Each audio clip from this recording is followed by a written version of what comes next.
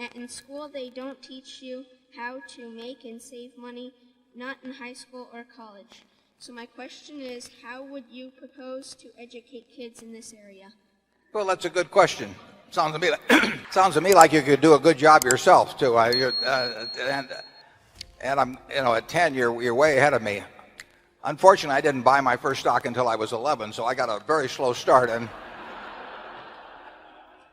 it's, what it takes really is, and you find it in some classrooms and you don't in others, but it takes teachers who can explain the subject.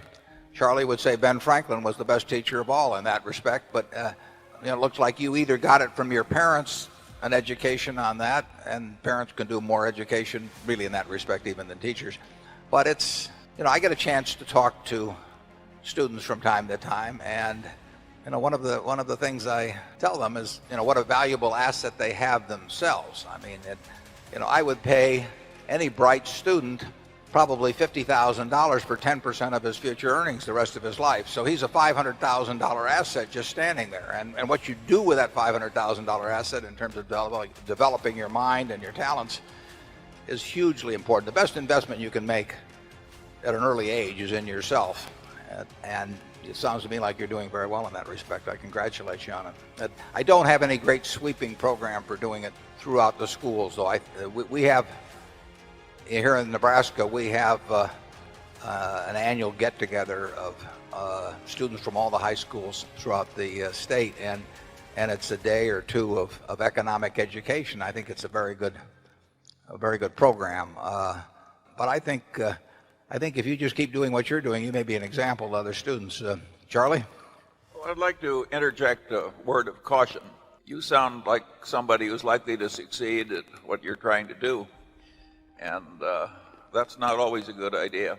If all you succeed in doing in your life is to get early rich from passive holding of little bits of paper, and you get better at only that for all your life, it's a failed life. Life is more than being shrewd at passive wealth accumulation.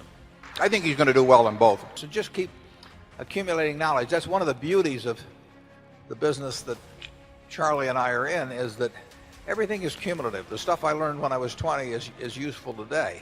Not necessarily the same way and not necessarily every day, but it's useful. So you're building a database in your mind that is going to pay off over time. But you have to have a little money to work with. So there's nothing like getting a few dollars ahead.